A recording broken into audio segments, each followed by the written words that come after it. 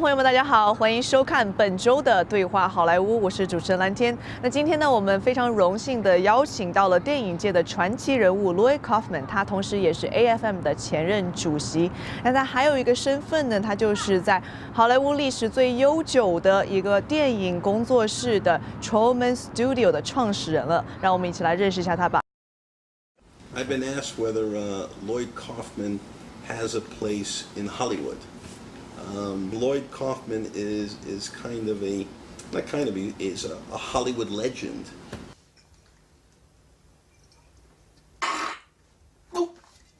Bonjour, soyez le bienvenu, Tormaville à Los Angeles.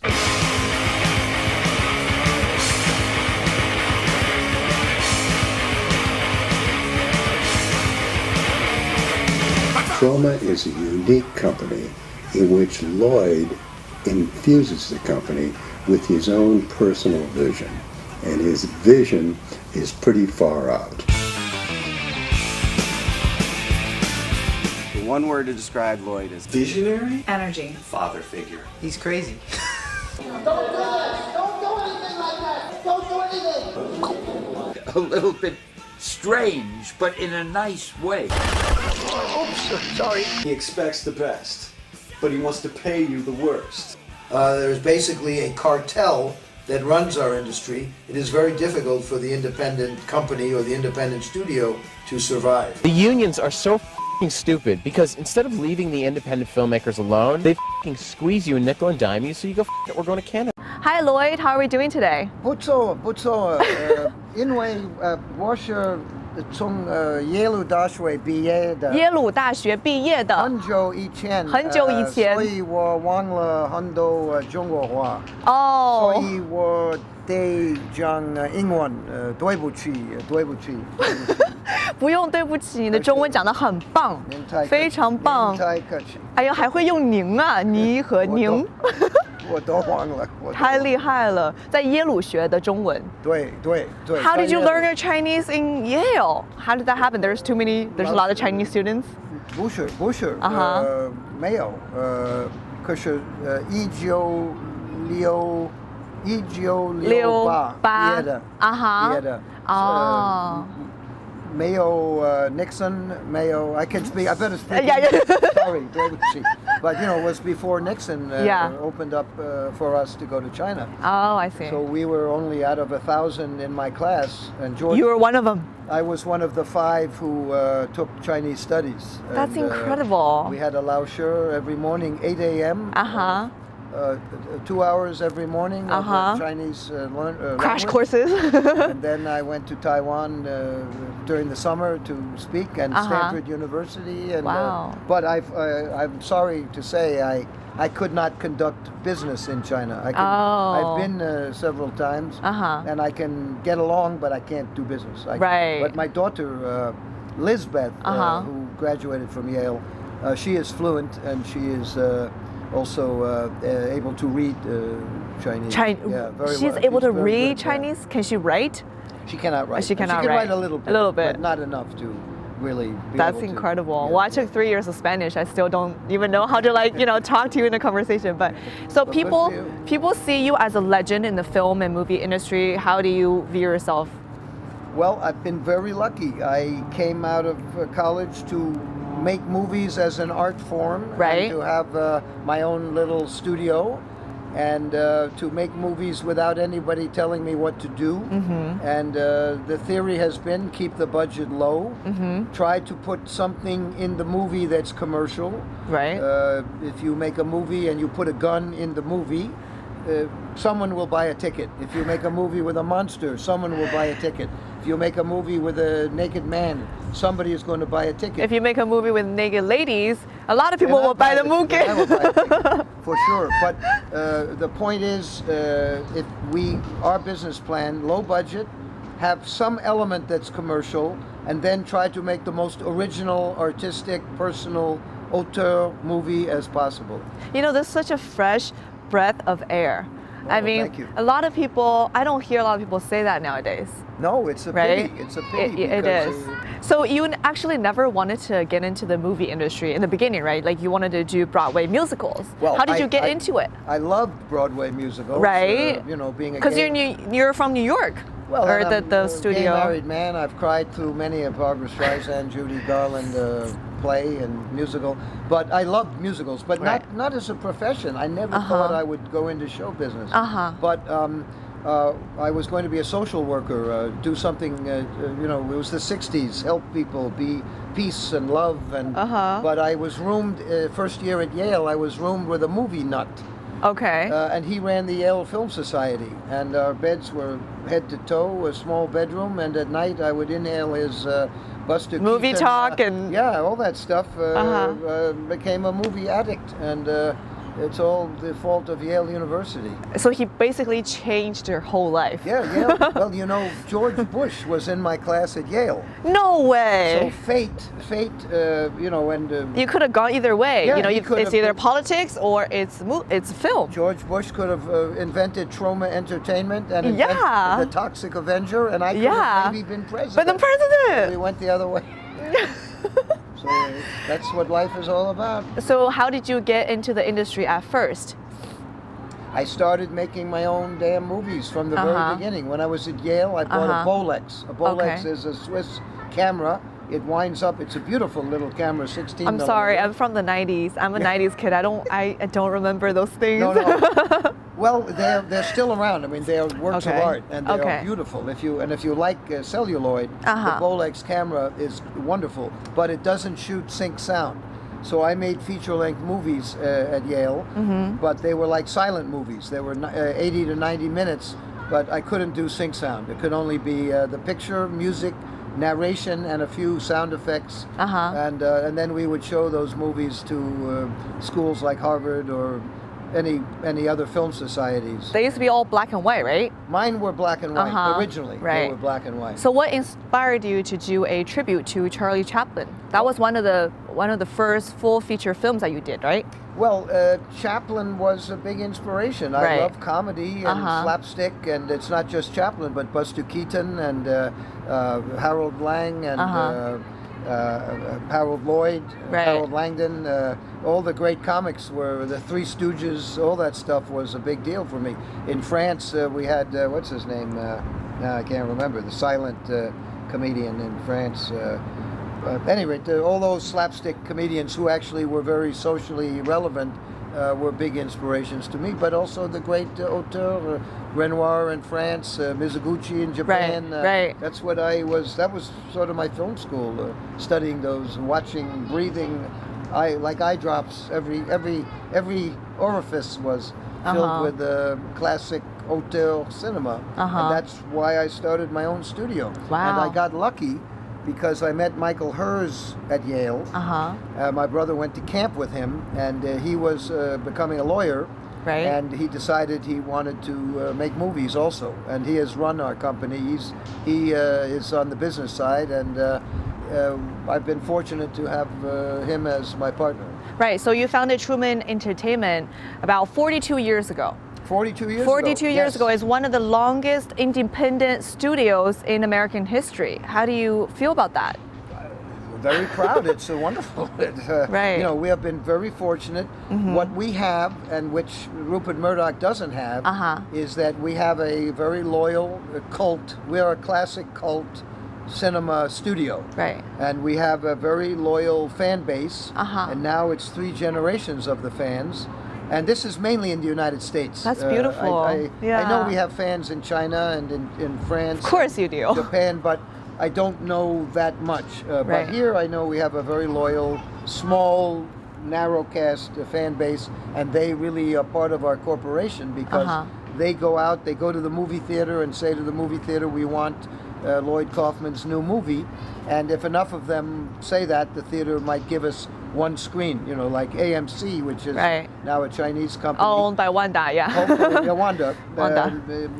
Hopefully, you know, maybe in Virginia they have 8 screens in Norfolk, Virginia, and maybe Troma, when my new movie is ready, they'll give us a week or something. But It's the fans really that work for That us. drives the. We only yeah. have 10 employees in our company. No way. Yeah, and with such huge productions, I can't believe you only have 10 employees. But we have many volunteers, Okay. many students, I see. and all over the country. The fans are working for us. Yeah. So it seems that we are much bigger. Exactly. But we are very, very, very small. So ever since Torma's establishment, what was your most proud work, you would say?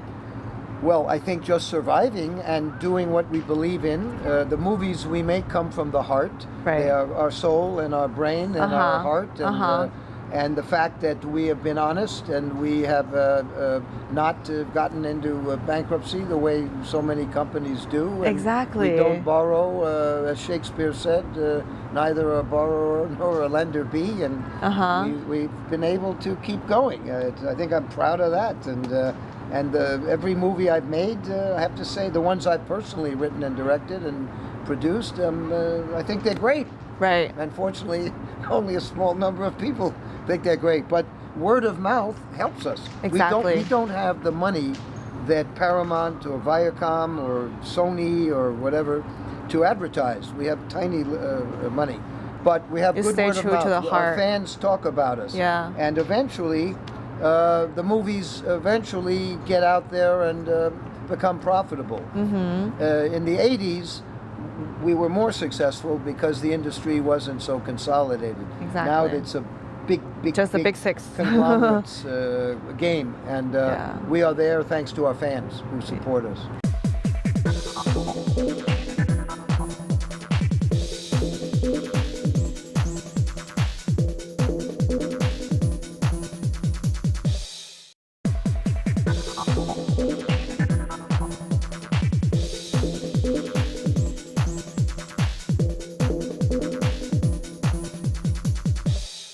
So let's talk about one of our favorite films, right? Toxic Avengers.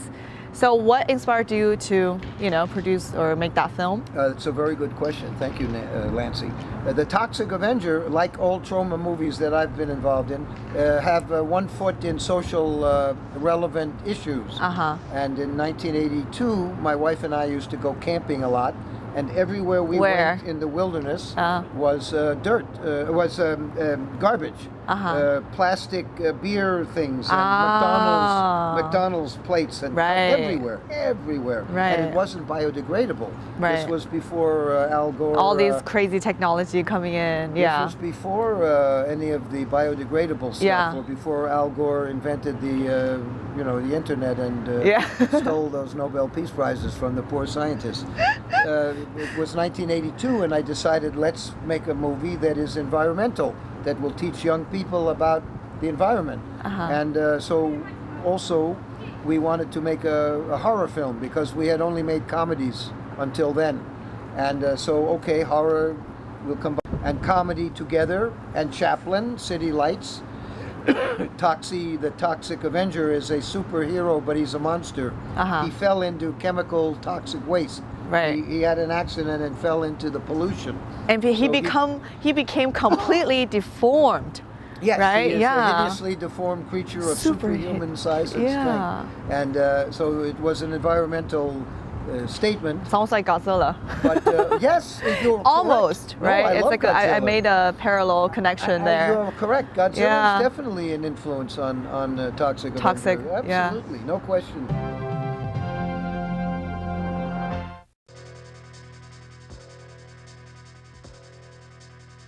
Meet little Melvin. He's a 90-pound weakling. Everyone hated Melvin. I'm gonna take this mop and shove it down your throat. They teased him. I wanna do it with you. Okay. They taunted him. They tormented him until he had a horrifying accident and fell into a vat of nuclear waste, transforming little Melvin into a hideously deformed creature of superhuman size and strength. Melvin became the Toxic Avenger, the first superhero born out of nuclear waste. Yes, the muggers and the rapists didn't know what law and order was until the Toxic Avenger came to town. And but Chaplin, Toxie's girlfriend, is blind, and that comes from Chaplin's City Lights. Preston Sturgis, a Hollywood director, had a little town that he populated with interesting characters, and that's kind of Tromaville. And Toxic Avenger comes out of the political, sociological themes of that day, like most of our movies, but yet it's filled with sex and slapstick and horror, and it's a soup of genres. It's a Cuisinart of genre, and that's kind of the way Troma is. Our movies are not, you can't say they're not specified to one genre, right? It's always horror, comedy, slapstick, everything, all in the right? Same movie, yes. On the same movie. Yeah. Return to Nukem High, which is a 2-volume movie that I'm making now. The first half came out, and Museum of Modern Art premiered it in New York. Second half we are just finishing now. But it's been 7 years I've been working on one movie, and it looks like it's frivolous, but it's very serious. I don't take myself seriously, but I take the movies very, very seriously. I see.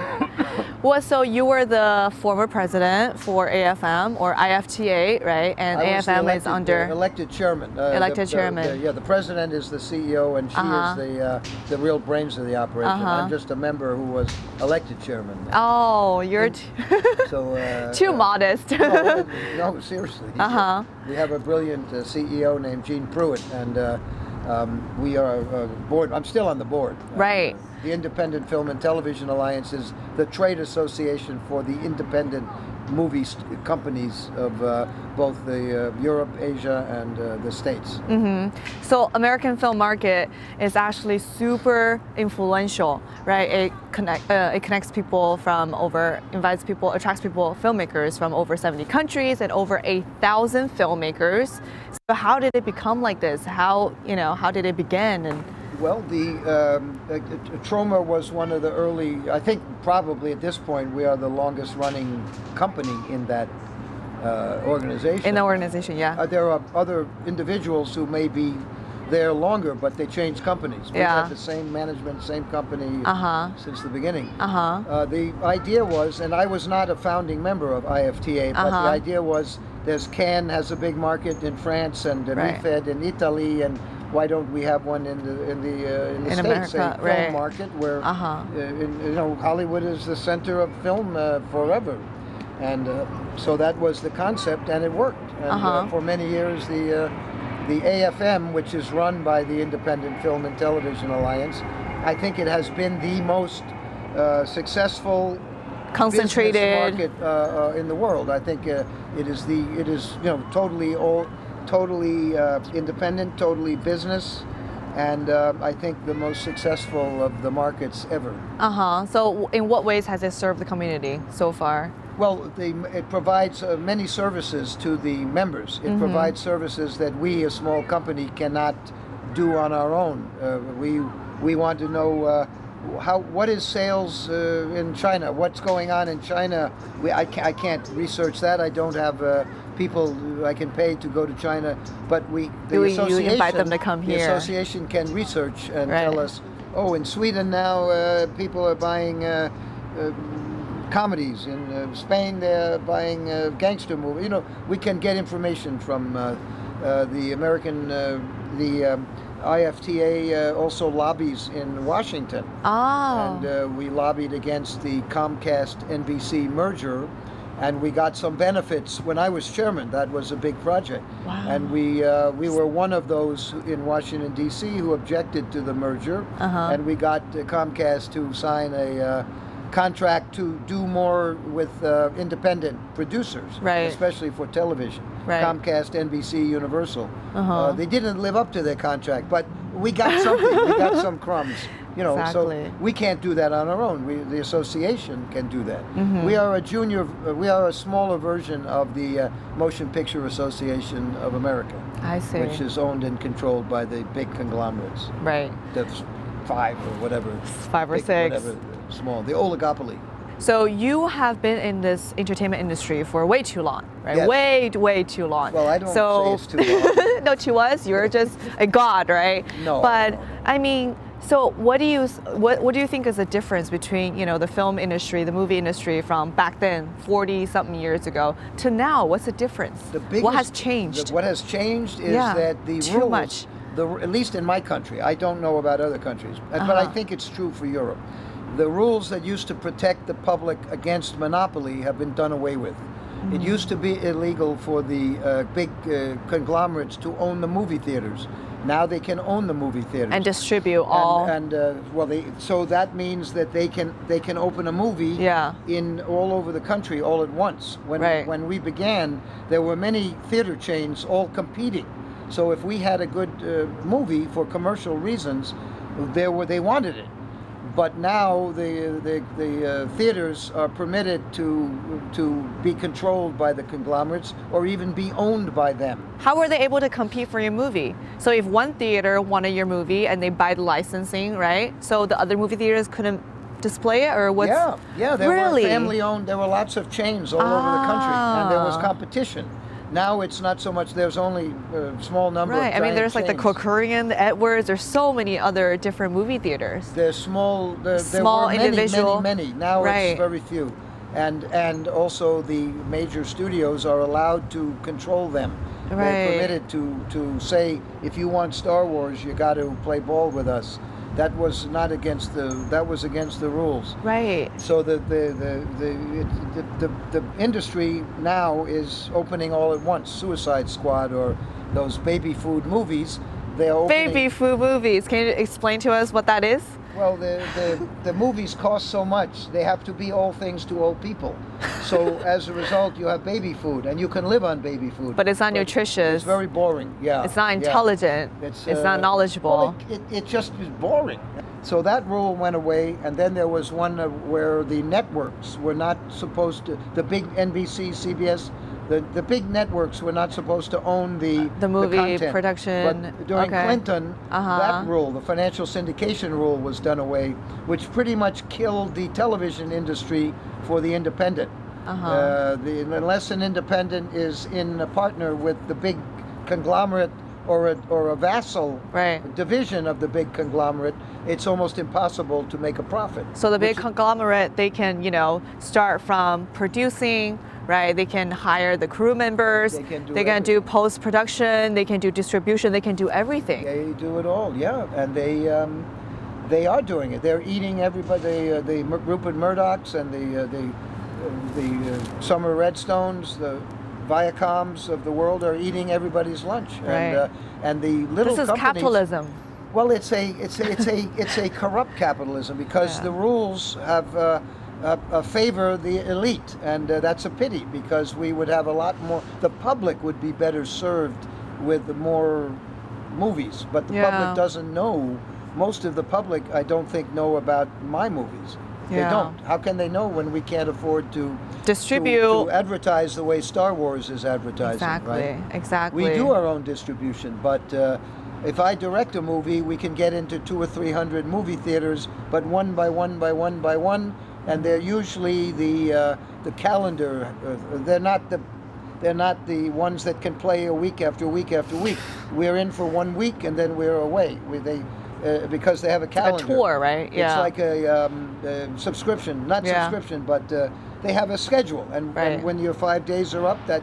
No matter how well you do, you're gone. Like these big IP films, they get, 10, 11, 12 times, show times in a day. Yeah, that's and right. for a couple weeks, right? That's insane. Yeah, well, they have the money to brainwash all the 14-year-old kids in the country with the T-shirts and the merchandise and the billboards and the car commercials and the movie stars and the gossip and that's IP, intellectual property. Yeah, exactly. And the same conglomerates own all the ways to reach the public. It's all about the money nowadays. Exactly. Unfortunately, it's become a very closed... commercialized. Commercialized, but also elite exclusive. Group. It's a club, and if you're not members of that club, be prepared to not last very long. Right. The only reason Torma is here for 42 years is because of our fans, thank you, who have supported us. Well, we're very happy that you didn't conform all these years. Thank you for appreciating Torma and the movies we've made, and we're grateful for our fans and for you, Lancy, and it's wonderful that you've even heard of us. And I've heard we have a good fan base in China. We do. You do. That's terrific. Yeah. you know, that's great. Now if we could just get a little revenue from that. Well, this is what this is for, right?